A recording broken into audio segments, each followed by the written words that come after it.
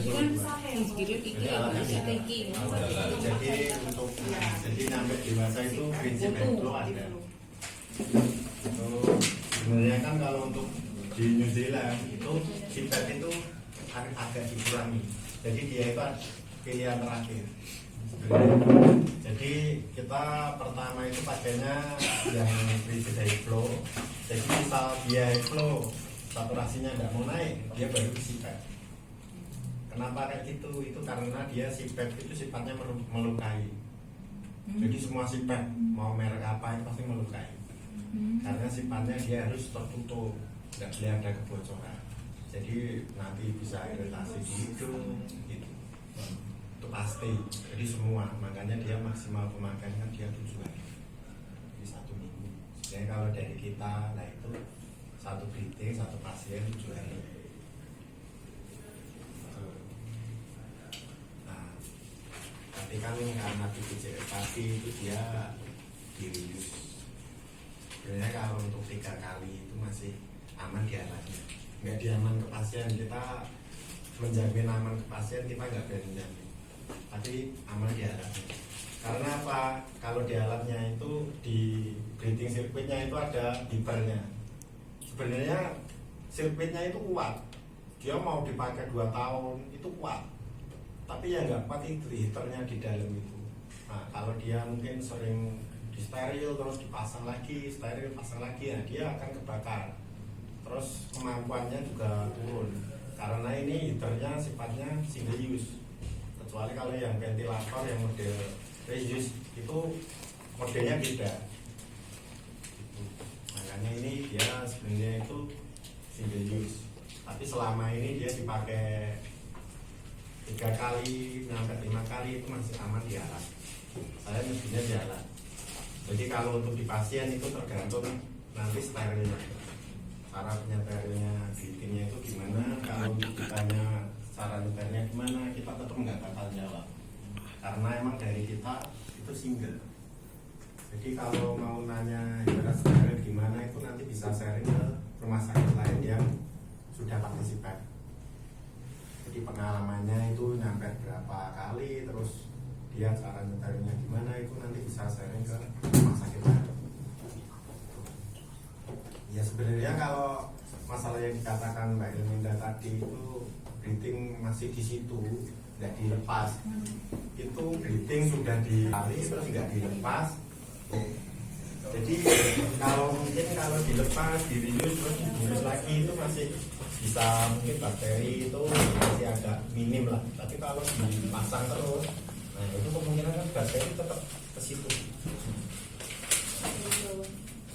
Ya gitu.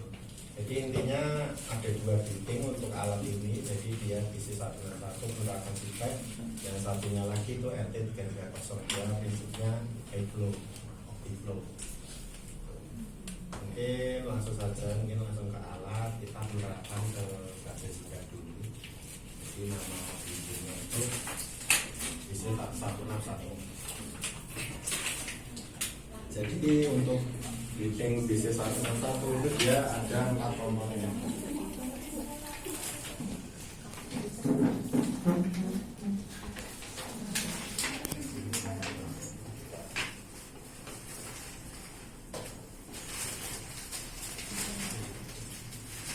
Jadi dia di dalam BC 161 itu ada 4 komponen. Yang pertama itu manifold, itu yang manifold itu namanya manifold itu ini manifold. Terus yang kedua itu sirkuitnya, itu ada 2, jadi inspirasi sama inspirasi, jadi biru sama putih. Terus yang ketiga itu chamber, itu yang ini namanya chamber. Cara pasangnya juga mudah, jadi tinggal ditekan ke bawah terus dorong ke belakang. Terus yang keempat itu generator sipet, ini namanya generator sipet. Jadi ini sebenarnya diisi air, jadi itu diusahakan ini di atas batas maksimal ini. Nanti dia akan otomatis dia akan pas di batasnya. Kalau udah terjadi bubble, dia akan pindah ke sebelahnya. Jadi ini kan kurang. Nah, ini batasnya atas ya. Ya, jadi kalau enggak itu minim itu ya emang harus harus di batasnya ini, ada batasnya. Jadi ini dia akan mempengaruhi settingan PEEP nya tadi. Mungkin istilah PEEP tahu nggak? PEEP mendengar tak ya? jadi dia positif, stimulation, and pressure. Jadi dia itu fungsinya menjaga paru biar enggak kolap. Nah, jadi istilahnya misal di DI atau itu di dokter reading apa itu kumpulan dokter Sarjito yang anak itu PEEP nya Positif apa? positif, inspirasi, ekspirasi, and pressure. Tekanan. Jadi dia sapuannya sentimeter H2 ukur. Jadi dia tekanan. Terus untuk pemasangan breathing mungkin kayak gini. Jadi manipul di sebelah kiri. Terus digunakan oksigen tube-nya. Terus ini breathing-nya. Nah ini dia ada dua sensor. Sebenarnya ini enggak sensor. Ini dia heater adapter, jadi dia sebagai konektor ke heater. Jadi dia itu konek ke heaternya. Ini.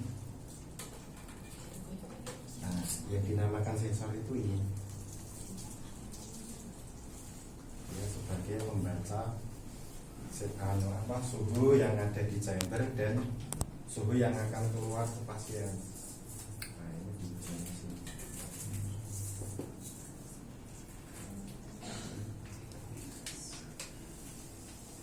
Ya, sebenarnya kayak gini merakit ini dia nggak butuh waktu lama sih.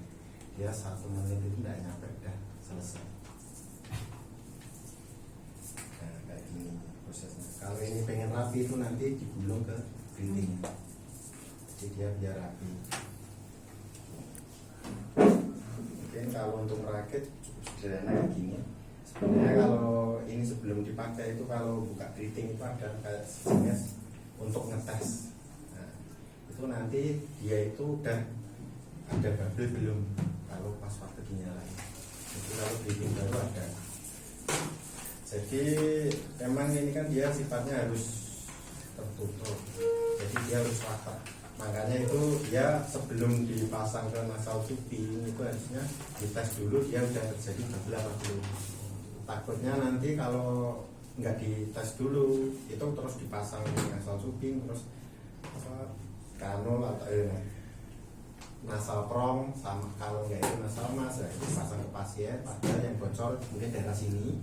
Nah itu yang nanti dibenerin yang ke pasien nanti malah tetap nggak bakal terjadi bubble padahal ternyata itu yang terjadi bocoran mungkin daerah sini karena mungkin sering dirius sudah lokal tuh. Jadi makanya sebelum dikonekin ke nasal tubing harusnya ke pengetesan ada tes only gitu tulisan.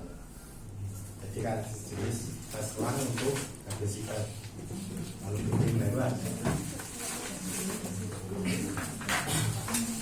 Ya kalau untuk alat ini dia ada dua bagian. Jadi ini mixernya, jadi orang bisa menyebutnya blender oksigen. Kalau itu mixer ya tergantung rumah sakit nyebutnya apa mau mixer atau oksigen. Terus yang satunya itu humidi, ini namanya humidi, mereknya mixer yang betul. Kalau untuk mixernya itu kita mereknya Sigris. Jadi ada dua komponen. Jadi ini untuk mixer dia jelas dia fungsinya untuk memblender antara darah tekan sama oksigen. Nanti dia di setting berapa persen FiO2 nya. Terus kalau untuk humidi dia untuk menghangatkan. Jadi sebagai kompor istilahnya. Mungkin sampai sini untuk perakutan breathingnya ada pertanyaan atau kurang jelas. Jadi nanti diusahakan semua bisa merakit breathingnya. Jadi diusahakan dilepas, disteril. terus nanti pas ada pasien baru dipasang kayak gitu. Jelas. Nah, nanti terus di chamber ini dia ada selang, itu nanti connect ke ini. Seperti saya tadi bilang, Mbak, saya tidak berani. Masanya mau ada pasien apa disiapkan dulu, Mas? Ya sebenarnya kan kalau apa misal ada kebutuhan gitu, jadi dia itu sebenarnya kalau udah sering masang itu 1 menit enggak ada dia sudah masuk ready. Jadi dulu awalnya kenapa saya biarin aja, saya pikir dok pasang seperti ini, tapi dulu waktu dulu tuh si apa namanya nasal tubing sama namanya tuh nggak dipasang sepertinya gitu. Jadi dia masih dilepas, jadi cuma seperti ini. Jadi saya masih is oke lah, mungkin perawatnya masih body nanti kalau ada pasien buru-buru masih bingung gitu kan. Tapi kok makin kesini saya lihat kok ini harus dipasang ya. Saya kan jadi saya takutnya nanti malah justru rumah sakit ada apa-apa gitu loh. Bukan nggak ada maksud apa-apa nggak saya, tapi karena di sini saya nganunya sama dokter Ida, saya curhatnya sama dokter Ida. Jadi mohon maaf kalau mungkin terus jadi ada something yang mistik lah. Berarti untuk ini bisa dipasang sebelumnya yang ininya ya. Saya sih berharap, pasien. saya sih berharap ketika selesai pasien semua dilepas. Jadi breathing ini semua dilepas. Monggo mau dibersihkan dengan apa, bagaimana, saya kembalikan lagi ke CSSD-nya di sini mau bagaimana, mau dipakai untuk berapa kali, saya kembalikan lagi ke manajemen rumah sakit mau bagaimana, karena itu nanti hitungannya kan kos ke pasien gitu, hitungannya saya kurang paham hal itu. Jadi biasanya kalau di rumah sakit begitu sudah selesai dilepas, kemudian dikasihkan CSSD. Nanti dari CSSD itu bentuknya begini, settingan seperti ini jadi satu, tapi sudah steril. Ketika ada pasien datang, si perawat buka. Berarti mau dipakai aja ya Mbak Elia? Ya terpasang terus gitu loh. Gitu. Untuk mengurangi. Kalau satu ini berapa Mbak harganya? Harganya 1,6.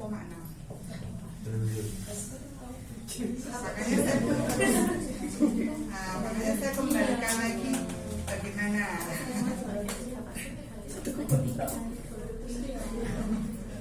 Jadi waktu beli unit itu sudah dapat 3 nih dok. Waktu pembelian baru dapat 3.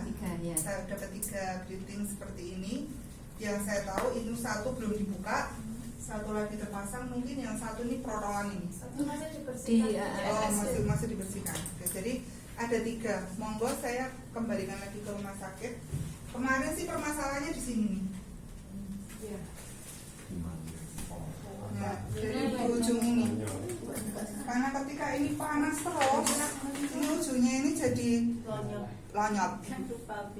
Tapi Mas Heri bilang, Mbak, itu kalau tak lubangi alarmnya nggak bunyi. Ya jelas Mas, karena ini ketutup. Mas Heri bilang gitu.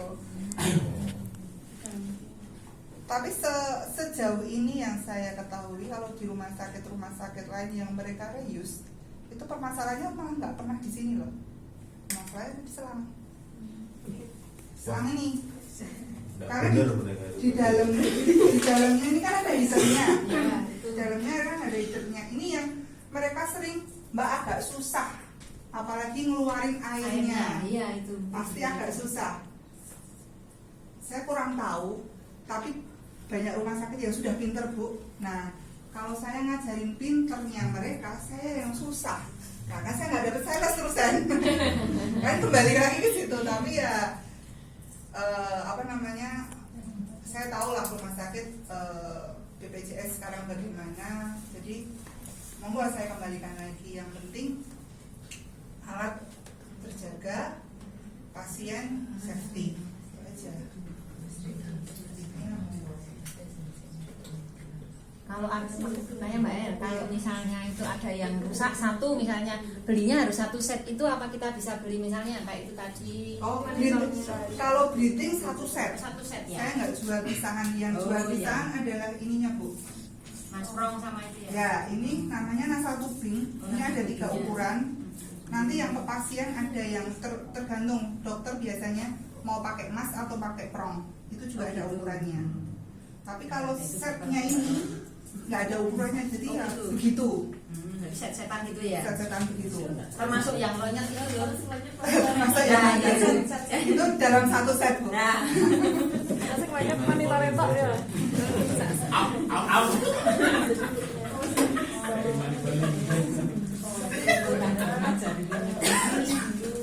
Di kamar bayi ada berapa nih? 9. Dalam 1 shift yang jaga berapa? 2 dok. Dari dua karena 1 tergantung pasiennya, tergantung ininya. Dari 9 itu yang bisa masang breathing-nya ada berapa? Ada keprok itu.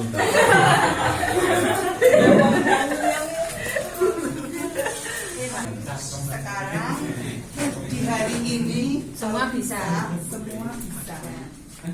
Cukup perawat dalam hari ini perawat hanya masang breathing-nya saja.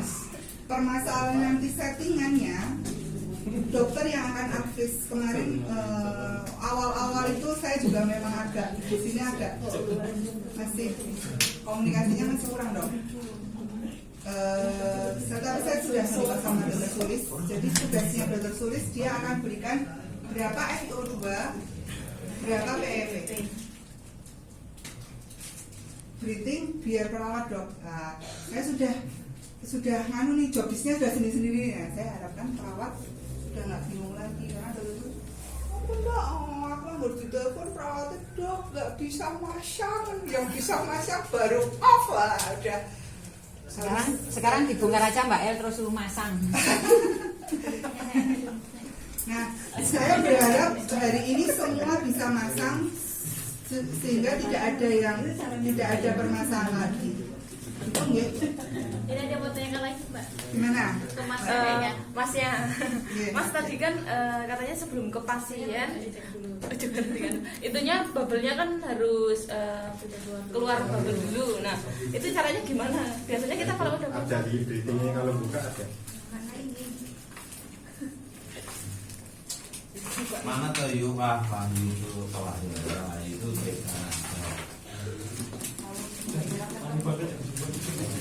dan mana balik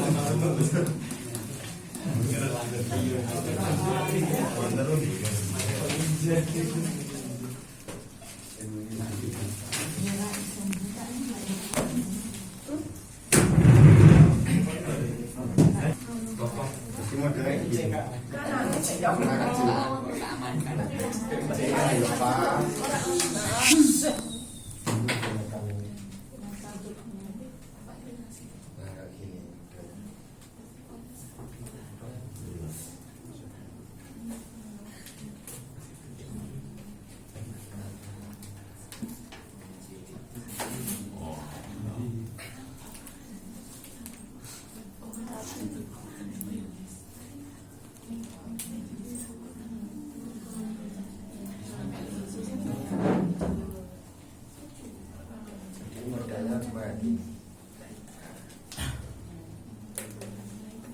tes aja. Jadi dia sini ada tulisan tes online.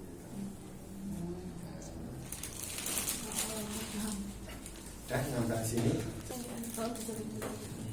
terus dihidupkan keluar asapnya. Ini mas. Mohon dihidupkan sekalian. Maksudnya nanti biar masuk. Ya ini kan standarnya gitu. Maksudnya kalau ini Saya sebelum ini mengoperasikan kita tanya, jadi pasang filmnya udah pernah. Sudah paham belum? Jadi kalau ibarat nanti saya lanjut ternyata masangnya masih bingung juga cuma. mau tanya lagi, biasanya kan kadang kalau seumpama itu nggak muncul bubble-nya, itu biasanya Nah, itu maunya nanti gimana? bisa diraba. Oh, Jadi ini diraba dirasain. Nah itu kira-kira yang bocor itu mana? Jadi kalau nggak ada bubble artinya ada kebocoran. Oh. Terus ini flow-nya ini udah dibuka belum? Kalau ini belum dibuka, nggak ada kadang-kadang bubble juga. terjadi bubble. Gitu. Terus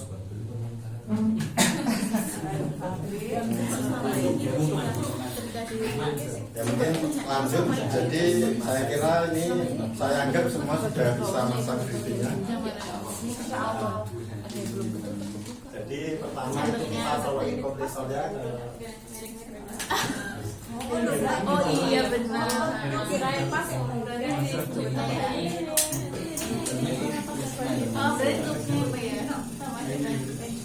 jadi nyalain kompresornya dulu, terus ini kan posisi standby-nya kayak gini.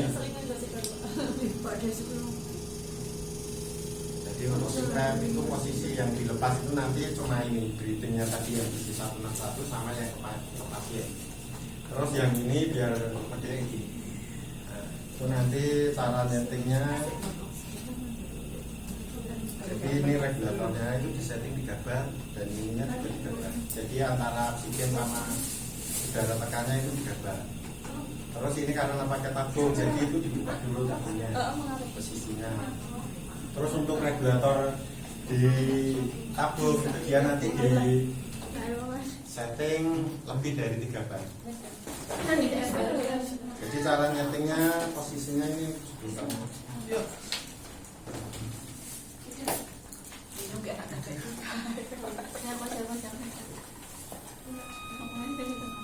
Jadi itu di setting 3 bar. Kalau sudah itu nanti posisinya dikunci. Jadi cara kuncinya tinggal ditekan ke dalam.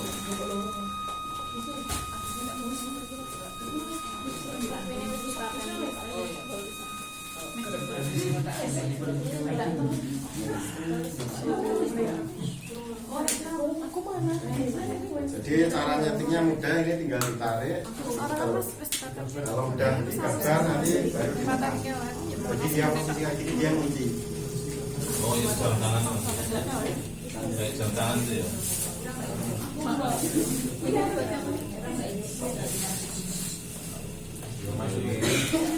Ya sebenarnya kan kalau ini dia itu biasanya udah di setting. Tapi kita harus ngecek sebelum pakai. Jadi cara nyetingnya kayak gitu. Ini kronologis aja ya. Dulu ini sebetulnya bukan settingan dari awal.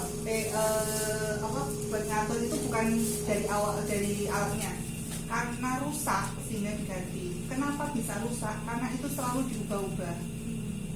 Nah dulu dari perawatnya saya dapat informasinya permintaan dari dokter Sulis Mbak, sehingga saya ketemu sama dokter Sulis, dok ini tidak ada hubungannya sama si pasien, ini hubungannya sama si alat. Saya minta 3 bar untuk amanin si alat. Akhirnya oke.